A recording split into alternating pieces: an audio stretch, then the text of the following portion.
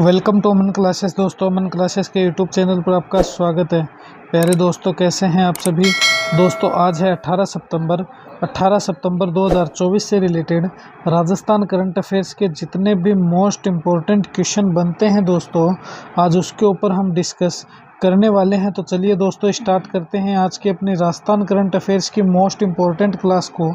इससे पहले जितने भी मेरे साथी चैनल पर नए हैं वो चैनल को ज़्यादा से ज़्यादा लाइक शेयर सब्सक्राइब कर देना और बेल आइकन को प्रेस कर लेना, जिससे कि आपको रोज़ इनका नोटिफिकेशन मिलता रहे। और दोस्तों, अगर आपने अभी तक टेलीग्राम ज्वाइन नहीं किया तो मेरे टेलीग्राम को ज़्यादा से ज़्यादा ज्वाइन कर लेना, जिससे कि आपको रोज़ इन क्लासों का दोस्तों मैं पीडीएफ अपने टेलीग्राम पर डे अपलोड करता रहता हूं। इसलिए टेलीग्राम को तो भूलकर भी मिस मत करना, जिससे कि आपको रोज़ हमारी मोस्ट इम्पोर्टेंट ये क्लासें मिलती रहे। तो देखिए, आज का अपना पहला क्वेश्चन देखिए मेरे साथियों, ये रहा हमारा पहला क्वेश्चन। हाल ही में 31वां मथुरादास माथुर अवार्ड 2024 निम्न में से किसको प्रदान किया गया है। तो वो कौन महाशय जी थे जिनको 31वां मथुरादास माथुर अवार्ड दिया गया है। सब जूनियर वर्ग में नेमीचंद दत्त को, जूनियर वर्ग में रविंदर सिंह को, सीनियर वर्ग में अभिजीत तोमर को, या फिर इनमें से किसी को भी नहीं। तो दोस्तों, क्वेश्चन नंबर 1 का सही आंसर है सीनियर वर्ग में अभिजीत सिंह तोमर को दोस्तों क्या है 31वां मथुरादास माथुर अवार्ड से नवाजा गया है। चलिए इसके फैक्ट्स पर डिस्कस करते हैं। देखिए, मथुरादास माथुर अवार्ड राजस्थान में पुरुष क्रिकेटरों को दिया जाने वाला सर्वोच्च अवार्ड है। इस बात को मत भूलना कि राजस्थान के जो पुरुष क्रिकेटर हैं उनको दिया जाने वाला ये सर्वोच्च अवार्ड है। यह अवार्ड प्रतिवर्ष राजस्थान ब्लूज क्लब द्वारा दिया जाता है। किसके द्वारा दिया जाता है? तो राजस्थान ब्लूज क्लब द्वारा। 31वां मथुरादास माथुर अवार्ड 2024 सीनियर वर्ग में तो ध्यान रखना अभिजीत तोमर को, जो जयपुर जिले के हैं, रोहन राजभर को दिया गया है जूनियर वर्ग में। और ये दोनों ही दोस्तों कहाँ के हैं? तो दोनों ही सीनियर और जूनियर वर्ग के दोनों खिलाड़ी जयपुर जिले के हैं। इस बात को ध्यान रखना, अभिजीत तोमर और रोहन राजभर। सब जूनियर वर्ग में दोस्तों रजत बघेल को दिया गया है, जो कि राजस्थान के धौलपुर जिले से निवास करते हैं। देखिए आगे, देखिए नोट में अंडर 16 में उल्लेखनीय प्रदर्शन करने पर उदीयमान खिलाड़ी के रूप में अक्षय शर्मा को भी स्पेशल अवार्ड से सम्मानित किया गया है।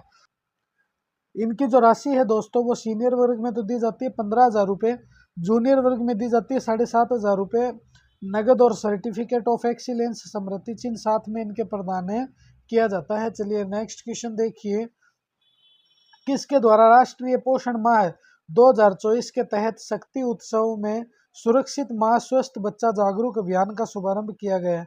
रविंदर सिंह भाटी के द्वारा, उप मुख्यमंत्री दिया कुमारी के द्वारा, प्रेमचंद जी बेरवा के द्वारा, या भजन लाल जी शर्मा के द्वारा। तो दोस्तों, ये जो अभियान है सुरक्षित माँ स्वस्थ बच्चा, कौन सा अभियान? सुरक्षित माँ स्वस्थ बच्चा जो अभियान है दोस्तों, ये दिया कुमारी जी के द्वारा क्या किया गया है, इसका शुभारंभ किया गया है। देखिए क्या है इसके पीछे का फैक्ट्स करते हैं अपन, फैक्ट्स पर ही डिस्कस। देखिए, राजस्थान की उप मुख्यमंत्री दिया कुमारी ने राष्ट्रीय पोषण माह 2024 के अंतर्गत आयोजित शक्ति उत्सव को संबोधित करते हुए कहा है कि महिला सशक्तिकरण और स्वावलंबन राष्ट्र निर्माण का एक मुख्य आधार है।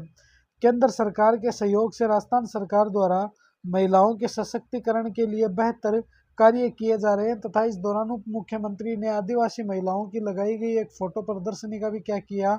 उद्घाटन किया।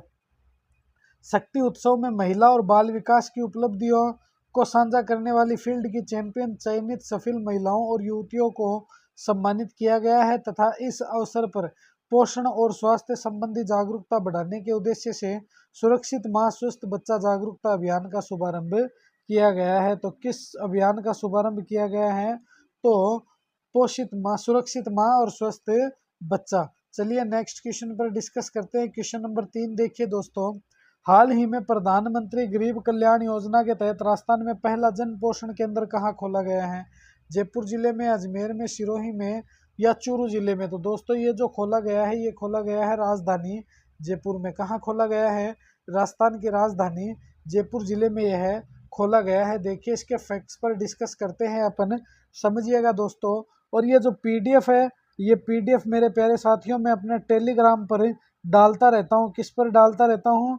टेलीग्राम पर डालता रहता हूँ। इसलिए टेलीग्राम को तो भूलकर भी मिस मत करना, टेलीग्राम पर ही आपको रोज ये पीडीएफ मिलती रहेगी। देखिए, जयपुर जिले की शाहपुरा तहसील के नाथावाला गांव में राजस्थान का पहला जन पोषण केंद्र खोला गया। 20 अगस्त 2024 को केंद्रीय खाद्य मंत्री प्रहलाद जोशी ने उत्तर प्रदेश, राजस्थान, गुजरात तथा तेलंगाना में 60 उचित दर की दुकानों को जन पोषण केंद्र खोलने में बदलने के लिए एक पायलट प्रोजेक्ट की शुरुआत की है। जयपुर जिले के 15 उचित मूल्य की दुकान को जन पोषण केंद्र के लिए चयनित किया गया है। किसके लिए? जन पोषण केंद्र के लिए। अब देखिए इसका जो उद्घाटन करता है वो कौन है? केंद्रीय खाद्य और सार्वजनिक वितरण मंत्री प्रहलाद जोशी ने 20 अगस्त 2024 को वर्चुअल इसका क्या किया? उद्घाटन किया। अब देखिए इसके उद्देश्य पर डिस्कस करते हैं। तो उचित मूल्य की दुकान क्या है? बढ़ाना, पोषण आहार की उपलब्धि को सुनिश्चित करना है। इस योजना के तहत अब उचित मूल्य की दुकान पर चावल और गेहूं के साथ साथ दाल और पोषण युक्त सामग्री की उपलब्धि रहेगी। जन पोषण केंद्रों में पोषण श्रेणी के तहत 50% उत्पादों को रखने की व्यवस्था होगी और बाकी में अन्य घरेलू सामान रखने की व्यवस्था रहेगी तथा यह केंद्र प्रधानमंत्री गरीब कल्याण योजना के तहत स्थापित किया जाएगा। इस बात को ध्यान रखना, यह जो जन पोषण केंद्र ये किसके तहत किया जाएगा? तो प्रधानमंत्री गरीब कल्याण योजना के तहत। किसके तहत? पीएम गरीब कल्याण योजना के तहत इसको खोला जाएगा। 4 नंबर क्वेश्चन देखिए मेरे साथियों। राजस्थान में काली सिंध, पार्वती और चंबल पूर्वी में राजस्थान केनाल प्रोजेक्ट के तहत कितने बांधों को जोड़ा जाएगा? 260 को, 156 को या फिर 19 को या 158 को? तो दोस्तों अभी इसमें 158 बांधों को और जोड़ा जाएगा। तो option D is the correct answer. क्या हो गया? ऑप्शन डी अपना करेक्ट आंसर हो जाएगा। देखिए इसके फैक्ट्स पर डिस्कस करते हैं अपन मेरे प्यारे दोस्तों। चंबल, काली सिंध और पार्वती पूर्वी राजस्थान केनाल प्रोजेक्ट के तहत अब तक 21 जिलों में 90 बांध और तालाबों की जगह 158 बांध और तालाब तथा अन्य जल स्रोतों को इसमें जोड़ा जाएगा। इस प्रोजेक्ट के लिए तैयार की गई नई डीपीआर में छोटे बड़े बांधों के साथ साथ तालाब और दूसरे जल स्रोतों को भी इसमें क्या है? शामिल किया गया है। देखिए इसका फर्स्ट जो चरण है वो कहाँ तक है? तो बिसलपुर से इसरदा तक आएगा पानी। इस परियोजना का पहला चरण 4 साल में पूरा होगा तथा इसमें नवनेरा बैराज से बिसलपुर और इसरदा तक पानी लाया जाएगा तथा रामगढ़ बैराज, महलपुर बैराज, नानेरा में नहरी तंत्र और पंपिंग स्टेशन, मेंज नदी पर पंपिंग स्टेशन बनाया जाएगा तथा इसके साथ ही 2.6 किलोमीटर लंबी टनल तैयार की जाएगी जो 12 मीटर चौड़ी होगी और इसकी लागत करीब 9,600 करोड़ रुपए बताई गई। और दूसरे चरण के लिए क्या है दोस्तों? होमवर्क जारी है। क्या है? होमवर्क जारी है सेकेंड चरण के लिए। तो ये थी दोस्तों आज की अपनी राजस्थान करंट अफेयर्स की मोस्ट इम्पोर्टेंट क्लास दोस्तों 18 सितंबर की। कैसी लगी ये क्लास मुझे कमेंट में ज़रूर बताना और दोस्तों अपने इस परिवार को ज़्यादा से ज़्यादा लाइक शेयर सब्सक्राइब कर देना और बेल आइकन को प्रेस कर लेना जिससे कि आपको रोज़ इनका नोटिफिकेशन मिलता रहे। तो मिलेंगे इसी तरह एक और जोश और जुनून के साथ नेक्स्ट वीडियो में मेरे प्यारे साथियों। जय हिंद, जय भारत दोस्तों। और दोस्तों वीडियो को दबा के शेयर कर देना और टेलीग्राम को ज़्यादा से ज़्यादा ज्वाइन कर लेना क्योंकि ये जो पीडीएफ है दोस्तों ये आपको रोज़ अपने टेलीग्राम पर ही दोस्तों क्या है? मिलती रहेगी।